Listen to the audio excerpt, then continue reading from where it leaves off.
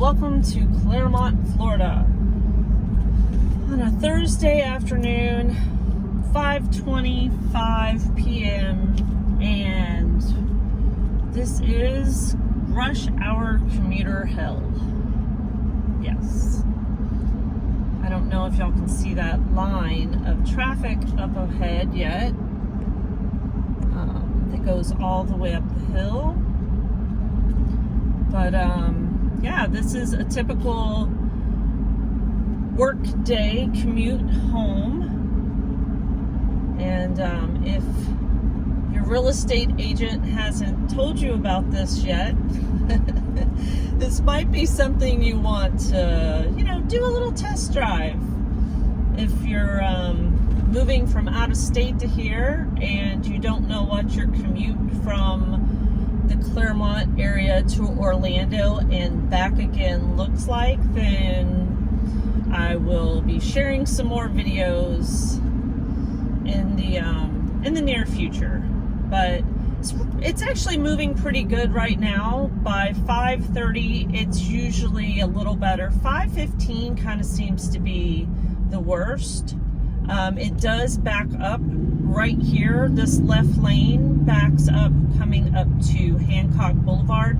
There's a lot of housing. If you turn left on Hancock, there's a lot of housing down Hancock, and it's a 2-lane road, but traffic really backs up at this red light.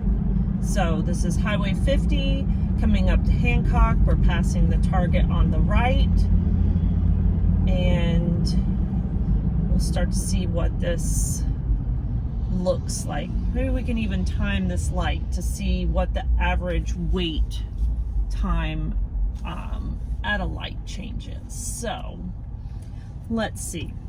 We're at 2 minutes and 7 seconds of filming. I don't know where we kind of hit this light.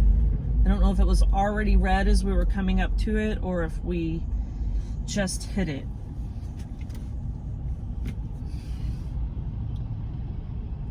But if you are new to the suburbs, especially the suburbs of Orlando, this is definitely something that you should take into consideration if you're buying out here. Does it make sense to commute in 45 minutes to an hour commute times? What are you gonna spend in fuel, tolls, which is another big aspect that I'll talk about more at a later time. The toll roads to get to and from in a timely manner. And what are you losing as a lifestyle? If your children are attending school over here in Clermont or South Lake County and you're working in Orlando, what is your time frame to get home to do after school activities with them? If they're in sports, if they're in dance, how much time is being spent driving versus spending time with your family? So that was about 35 seconds. I'll have to look that back up. I'm not sure if it was more than that. I'll have to do the math to tell you how long we spent at that light. So I don't know if you can tell by the video, but this is a 6-lane highway with a middle turn lane that comes in and out. There's not a lot of direct cross-throughs. You have to do a lot of U-turns at red lights. You can't just make direct left turns. That is a FDOT, Florida Department of Transportation thing here. I don't know if this happens a lot in other states, but Florida doesn't like you to just be able to make random left turns. So they control with a grass median up to a light as to where you can make turnarounds.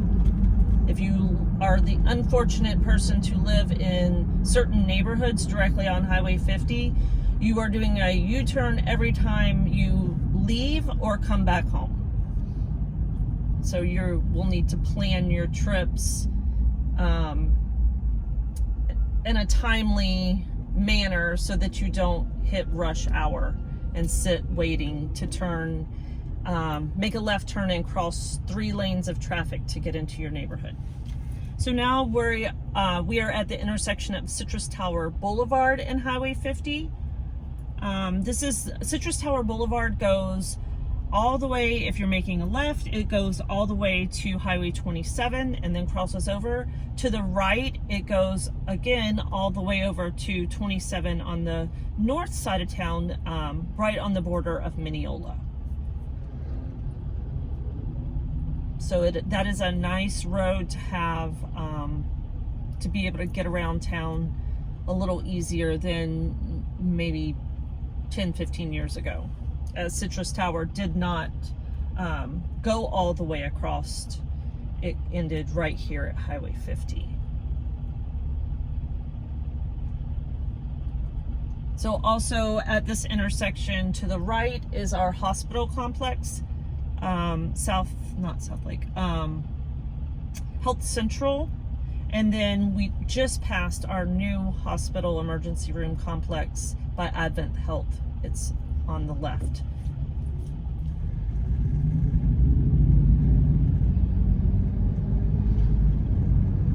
So coming up on the right-hand side is a new, smaller Publix concept, the Home Depot, Home Goods, various restaurants and banks. Steve's Road, or no, this is Oakley Seaver Road. To the right will take you to housing, to the left will take you to some apartments and Hooks Road.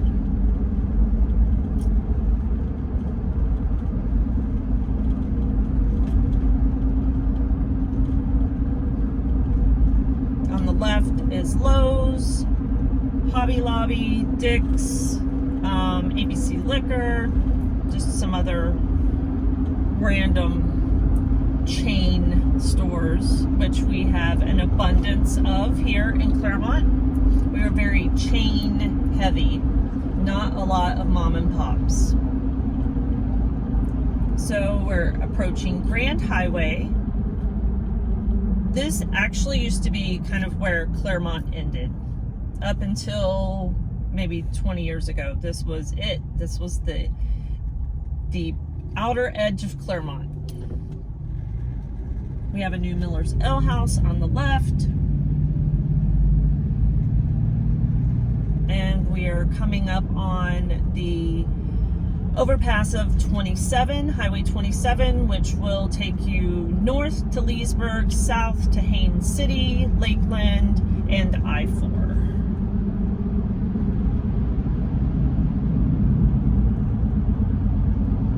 Traffic's moving really good right now.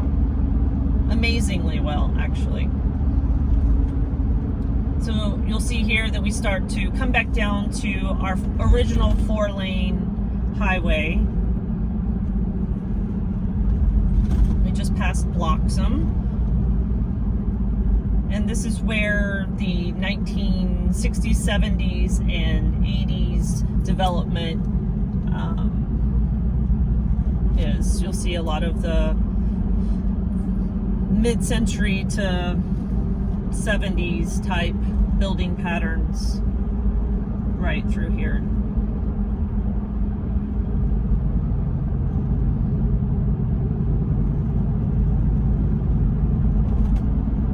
Kind of a hodgepodge look.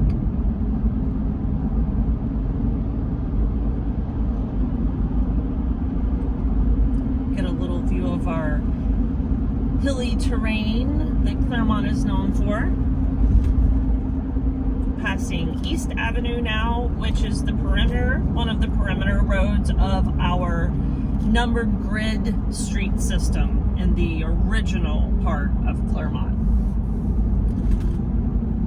So it's east, 1st, 2nd, 3rd, 4th, all the way up to 12th, and then there's west, I think.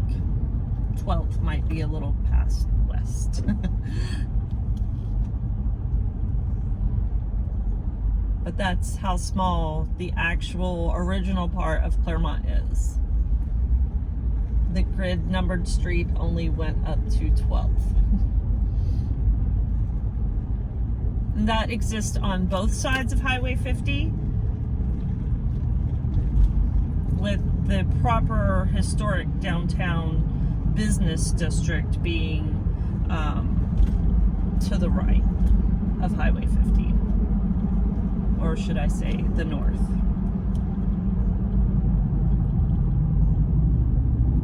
Now you'll see that traffic starts to back up pretty bad right around here again, because this is, you know, back down to 4 lanes, and we're starting to pick up some of the traffic that goes into Groveland and Mascot, meaning the commuters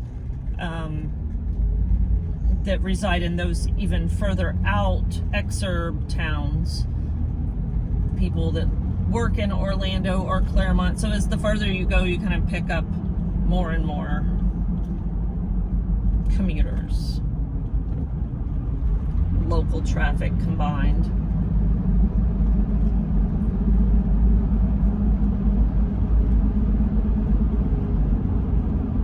That's west.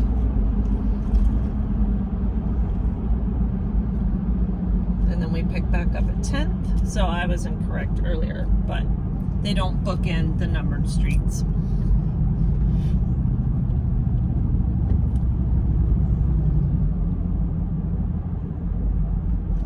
And then this intersection is 12th Street, or also known as 561, north and south. We're going to turn north. If we kept going, we would quickly be in the city of Groveland. Got the Catholic Church on the left. And I think we will go up to, let's go to Montrose. This is our main downtown street. There's some more rentals, smaller single families down through this section.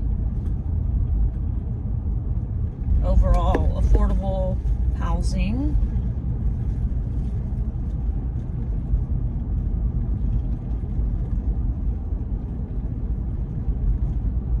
Not quite historic. We are coming up now on some more historic, meaning built in, you know, there's some 20s and 30s in here. We're back up to West Avenue. If we went left, it would take you to the lake, to Lake Minnehaha, but we're going to continue straight, and I will show you our itty bitty downtown that is trying ever so hard. It has made significant progress in the last 5 to 10 years, but a lot in just the last 5. We've had some investors come in and do some cool concept with some food halls and just some overall investment that's nice. Southern on 8th, which is here to my right, is a nice upscale dining. And then we have our Montrose Street Market, which is kind of a food hall, some small privately owned independent stores, retail stores, more coffee shops, some cocktail bars, Dash, which is a runner's store, which we have a ton of runners and cyclists in town because we are a huge triathlon city. A couple of cute boutiques that have opened up in the last couple years. I'll make a left on 7th and take you down to Lake Minnehaha. You can see our lovely hilly topography.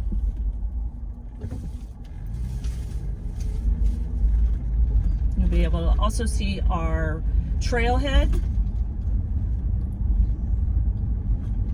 that will eventually connect the west coast to the east coast. And that's Lake Mineola. There's a public pier to the left. Let's see, but we'll make a right. There is some multifamily down here. Not a lot. And a lot of it is quite old and needs some work. There are quite a few available lots. Investors are interested in our cute little downtown.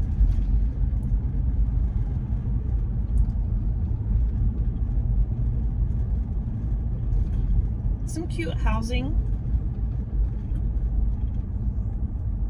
This to the left is a historic home that has been featured on America's Most Haunted.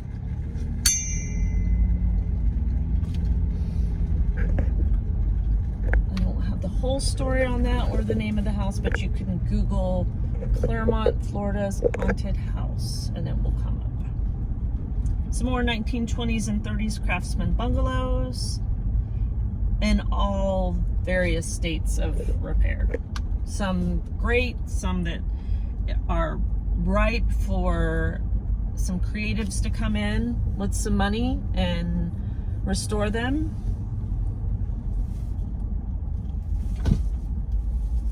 I think we will turn here on 3rd because there's some cool housing down here and another cute little lake.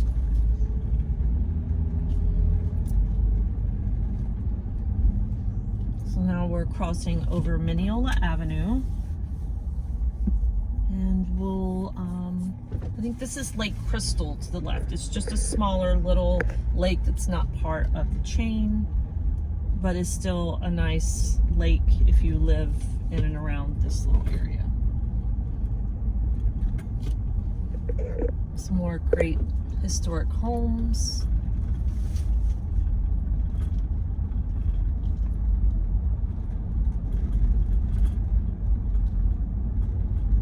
This part of town is absolutely beautiful.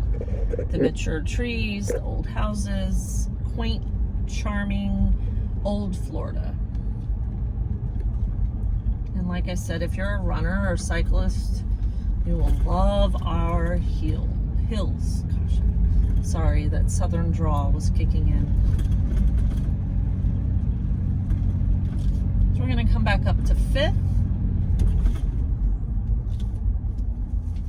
See a couple more of our historic homes, our grand turn of the century homes. There's a lot of diverse housing types in this section, as in all historic downtowns.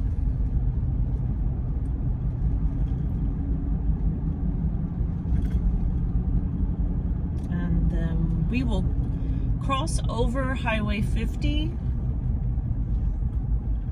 and we'll show you the other kind of historic section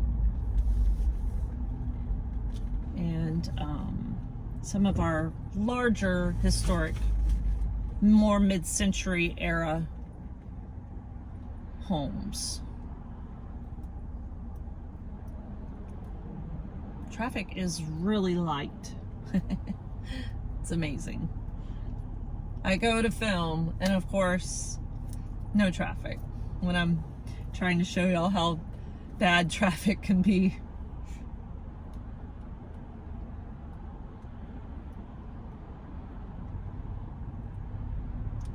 Which totally goes to show that 5 or 10 minutes can be a completely different experience in your commute. Any of y'all are looking to move to Clermont or the Central Florida area as a whole and have questions, feel free to ask. I will try to answer as many of them as I can. I also do tours in other parts of the Central Florida area. I have lived in Winter Park, College Park, Ocala, Melbourne, all over Orlando, different neighborhoods within Orlando. I've lived in Groveland, I've lived in Mascot growing up, so I can just tell me what you want to see. What part of town do you want me to do a drive through, and what kind of information are you looking for?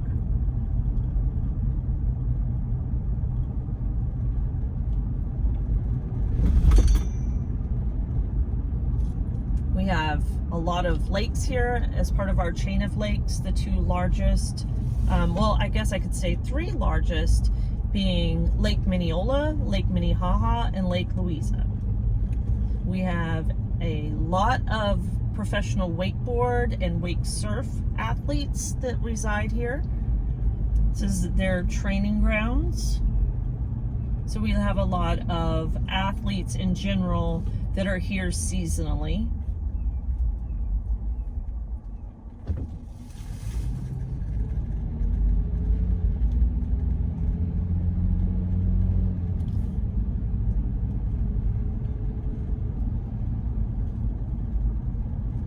This section of Clermont, historically, going back to like the settlers' days, was kind of a part of a larger seasonal resort that, you know, people from the north came down and stayed during the winter.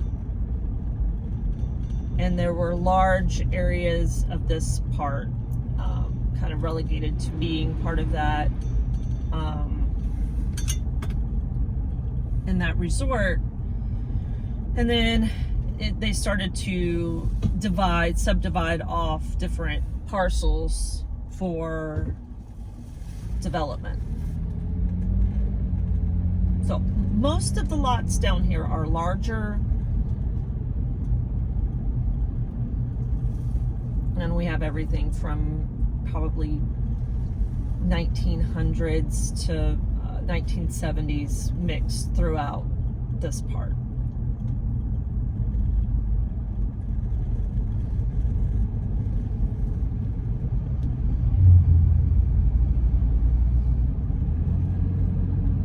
And as I come back up to this red light, I will go ahead and end the video. We are about a block from Highway 50 and about 2 blocks from Highway 27. So we've kind of made it full circle. Guys, thanks for watching. If you have any questions, feel free to leave them in the comments section, and I will take y'all on my next adventure around Central Florida in a few days. Thanks for watching.